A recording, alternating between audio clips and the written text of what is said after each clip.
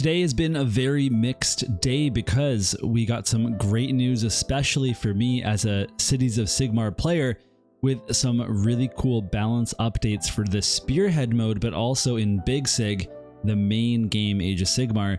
But also I got attacked by an owl. The changes, you know, we're going to go through those. We're going to talk about why they're a big deal. There's changes for every single faction, whether it's rules, balance, points updates, you know, spearhead updates. And also I did get attacked by an owl. I'm okay, by the way, totally good to go. Fought it off with my backpack that I was wearing at the time, but I'm really excited to play some spearhead now because Cities of Sigmar is well, was not a very good faction in Spearhead, and I have a little bit more hope that not only did it get better marginally, but other factions got nerfed a little bit, and also owls can attack you in Spearhead, so you know, that's a plus.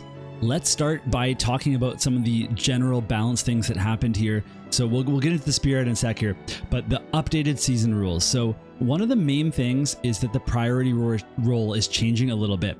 So if you take the double turn, your opponent becomes the underdog for the rest of the battle, no matter what the score is, unless they also take a double turn that makes you the underdog. And there is an exception for that, which we'll talk about in just a sec here. But the idea is that the double turn is such a big deal that it's kind of crazy that depending on how scoring goes, you can double turn somebody and be the underdog, and then it's really just kind of piles on.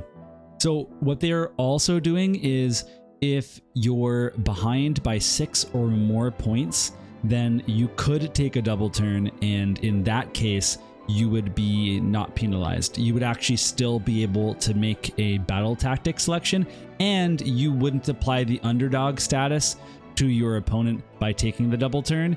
It's a pretty massive shift. It means there's even more rules to learn, and to be honest, that's actually kind of a bummer, because as somebody that's like trying to learn the edition, now you also have to look for errata rules around just playing the game, and that's kind of tough. Like I even still sometimes, you know, I'm like, am I missing something for underdog? I get the extra CP, and you know, I also get I guess some map rules, but I always feel like I'm missing something. And now if it's not in the rule book and you don't have all your ducks in a row, then you're going to miss that information. Oh, it is cool though. I like tight games. I like having that opportunity to come back. And so overall, I don't have a problem with it. But from the perspective of a new player, it's a little bit tough. We also have some changes to the honor guard. So basically in your general's regiment, in the general's handbook for the like competitive rule set for this season, you could pick one unit out of your regiment and make them the honor guard. And there was 3 different abilities that you could pick, but now let's make that 5 abilities. And the first one is called Field Sergeant, and it allows you to pick an infantry hero that's been included into your honor guard, into your regiment, your general's regiment. It's not your general, but it's just like a foot hero. And he gives an aura for +2 move to any friendly infantry units. And so they specifically call it Iron Jaws or Fire Slayers, but really this is kind of a giant buff for a lot of people. Like this was such a, you know, important skill that it's part of a lot of factions spells or you know, like faction abilities or things like, you know, Pontifex Zenestra's Prayer has this mode, and so lots of factions liked this. One thing I'm worried about is that yes, it's important for these factions that really needed it, but then also maybe there's factions that can push this over the edge, like Skaven or some other factions that are very mobile already and have movements that happen on your opponent's turn. Overall, not a big deal. Those factions that are already really good at movement likely will just pick a different honor guard ability anyway. But then they also have Prized Beast, which allows you to pick a monster, and it no longer has the battle damaged ability, which means it just doesn't lose any attacks even if it's near death, but it also gets +1 to hit. And that's all of its weapons, including any companion weapon abilities. It's really good. That's a very strong ability, especially since a lot of monsters hit on like 5s or 4s or something, and that puts you into a really good hit territory because a lot of them wound on like 2s or 3s, and all of a sudden you're like hitting and wounding on like 3s and 2s or 3s and 3s or like something like that. I don't know, like it's it's going to be pretty good, especially if you have a lot of monsters and there's one that you want to focus on. I think it's going to be kind of cool for like Seraphon, definitely going to be good for like Gargants and stuff, but yeah. There's also going to be another change for armies that have like a lot of drops. So for example, Cities of Sigmar had a lot of trouble with drops, and now you actually get a second honor guard ability for a different regiment if you have more drops, which is fantastic. But they also made army building easier by making more and more foot heroes and other heroes too includable in other heroes regiments, which is a change that I think we all saw coming. And that means that all of a sudden, like my 4-drop Cities of Sigmar army is very easily a 3-drop now. And that doesn't mean that I'm going to have less drops than people, but it's like I've already improved my number of drops, which is really nice. But there are lots of forces that can do 1 or 2 drops, in which case, if they did that and I had a 3-drop army, I would get 2 honor guard abilities, which is very cool. So we're going to specifically talk in this video about Cities of Sigmar because that is the faction I know really well. It'll be really fun to talk about that. And in future videos, I might cover like Lumineth, although not much happened with them, or talk about some other factions that I know better. But for now, let's just talk about what I feel really comfortable talking about, and we'll move on to that. Okay, so here we are with the summary of all of the major kind of Warscroll changes. This is at the very top of the battle profiles and rules update that you can download. And so you can see everything here. There's tons of different changes. Some of these are buffs, some of them are nerfs. And when we look specifically at the Cities of Sigmar changes, I really, really like it. So the first one is for the Fusel Major on Ogre Warhawk's Mark Target ability, which would give you +1 to hit against whoever the Fusel Major shot at for your shooting attacks. And so that was really good for your cannon, because your cannon could go from a 4-2 profile to a 3-2 profile. But now literally everybody gets +1 to hit, even melee attacks. And let me tell you, that's really exciting, because in Cities of Sigmar, you're going to have so many people that are hitting on 4s. Like Cavaliers all of a sudden are hitting on 3-4s. And I think that's kind of a big deal. It could potentially save you, from having to do a all-out attack. And in Cities of Sigmar, like you kind of need your points because you're probably always using covering fire. You're probably going to be using, a spell or prayer in your opponent's turn. So that's already 2 points. And because you're so weak, that all-out defense is going to be really helpful. And so it really frees up a possible command point that could be used for you failed the charge, for you really need a really good run, or a really good need to redeploy, or something like that. It gives you a few more options. Now of course this isn't going to fix everything, because it's only a single unit. Your people have to be near that unit, and it also has to be a unit that you probably want to shoot at as well, because you really want to make the most out of your shooting.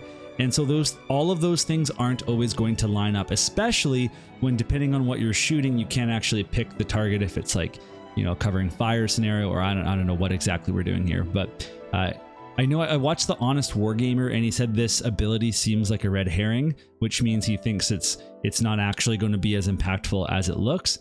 But I'm kind of excited because, and I get the sentiment online, that the Fusel Major on Ogre Warhawk is a lot of people's favorite model, and it is my favorite model.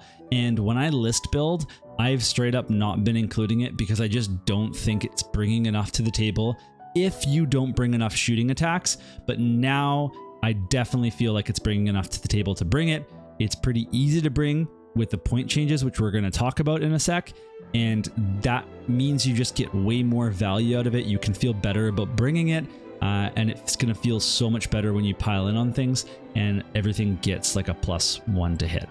The other thing that changed was Talia Vedra's lead from the front. Instead of resurrecting, 3 health of models for 3 different units, now instead, those 3 units that you pick that are all wholly within 12, they get +1 to wound and a 5-up ward. So there's tons of 5-up wards in Cities of Sigmar, but they're kind of hard to get activated sometimes depending on where you are on the map, or if you don't want to give strike last, or if you whatever it is. So this is incredibly helpful for your survivability, because again, Cities aside from the Cavaliers, don't have a lot of survivable units, but the +1 to wound again goes directly into what I was just talking about, that we hit on 4s and 4s for so many units. So this is good for Cavaliers. This is really good, you know, for your Fusiliers if they're close enough. Like, it's going to help with a lot of different models. And if you use an all-out attack, or you've attacked with your Fusil Major, all of a sudden you could be hitting on 3/3s. Like that, you know, it's a possibility. I don't know if this is like the biggest game changer. It's definitely a better ability for sure. It's nicer and it feels better. And if you want to use that big centerpiece model, then you feel just a little bit better about doing so. All right, and then for this Spearhead updates, the big one is that Cities of Sigmar can use their Officar's order to once per battle round. And this makes so much more sense. It was such a weak ability, and the once per battle was pretty pitiful, to be honest with you. So basically this means every single battle round, and there's 4 of them in Spearhead, you can use a command and not discard the card. You can never use that command again, but you can still score the battle tactic on it. It means that Cities was kind of weak in Spearhead. You know, it didn't have a ton going for it. And all of a sudden, you don't have to pick between your best command, you know, to try to salvage something on the board or make a play, and then also like then missing out on points. You get both now. I think this makes so much sense. It's really, really cool. The Spearhead didn't change any like profiles or any abilities aside from this. There's no like extra reinforcements or something. Like, nothing else has changed.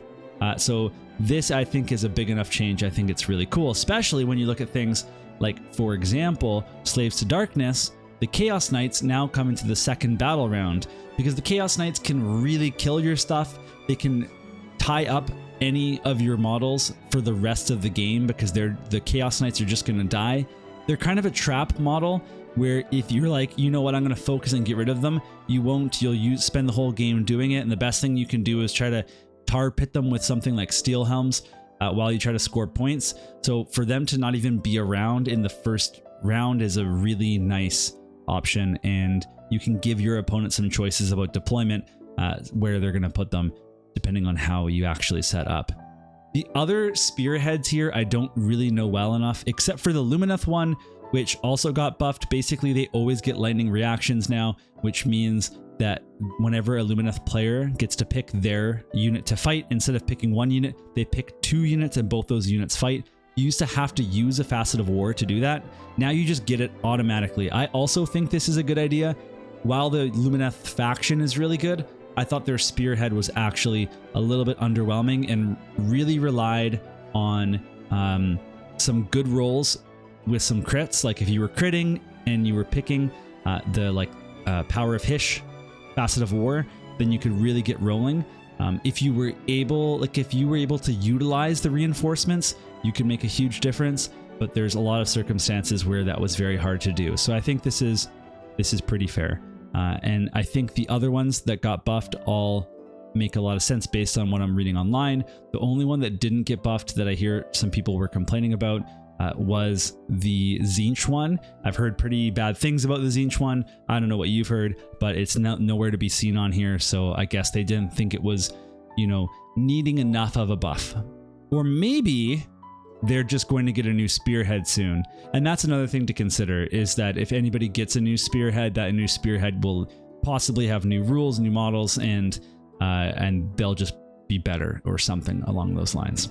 The final thing we're going to talk about are the points updates for the Cities of Sigmar army, and basically it looks real good for us. The only things that went up were the Dark Elf Executioners, the Iron Breaker for Duardin, and then the Hammerers for Duardin. And really the Executioners and the Hammerers were seeing lots of play, and so they went up. And then everything else, especially the human units, got decreased. So like at the very bottom, the Wilder Corpse Hunters went down by 10. The Free Guild Command Corps was 190. They're 160 now. The Free Guild Cavaliers went down by 10. I think just because they don't do enough damage. The Steel Helms went down by 10. The where is it? Sorry, Pontifex Zenestra went down by 40, which kind of makes sense to me because 240 is a lot and she does a lot, but also once she casts her prayers, she doesn't do that much. And so she takes up a quarter, almost an eighth of your army, you know, for a couple of prayers. That's tough. But also Galen Van Denst went down. That's really exciting as I'm hoping to get him at some point. The Free Guild Cavalier Marshal went down by 20. The Free Guild Marshal and Relic Envoy went down by 20. The Assassin went down by 30. The Battle Mage went down by 10, makes it a lot easier to include. And also, you can put the Cav Marshal and the Free Guild Marshal. They can just be additions. You know, of course, the Steam Tank, that's another thing that can be, you know, it's a hero that can join any sort of regiment. And that's what I was talking about. With this change, you can now make a 3-drop way easier. You still want lots of heroes and you can include them and get lots of Officar's orders, but without actually having to do just like a boatload of regiments. And now they're just easier to include. This also makes a big difference because the Free Guild Marshal and Relic Envoy is really good with the Command Corps, but the two of them together were so many points. It felt really bad to include the Free Guild Marshal because he's a very weak foot hero. He has some shooting, you know, he's an okay profile, but he dies really quickly and you don't really want to put him into combat. So what's really nice is for him to stick with the Command Corps. They each get a 5-up ward and he doesn't, you know, you don't actually engage in combat with him, but then he's chucking out orders, he's shooting at people, and he is there for like a secondary screen. But he's also, in that case, you know, he's often someone that's going to present a battle tactic to your opponent. So you have to think about which regiment you put him in, probably not your generals, if you can help it. And then also, you know, where you put him on the map, because there's other battle tactics that you'll be pretty easy to score for your opponent if all they have to do is kill him. You know, it's not going to be that hard. Otherwise, I think like one of the big things here is, so I've recently played a few games. I played a 1,000 point game and then a 1,500 point game recently. And I made a 2K list for my next game that I'm playing, which is going to be in a week. And with these changes, I got 150 extra points back into my list building, and I already wasn't at 2K. So the equivalent is basically, I think, first of all, I'm getting an entire another unit of steel helms extra than I was going to have. So that's just a whole extra screen that I can put it up there and kind of try to tar pit people or hold them onto them so they can, my cavaliers can come around the side.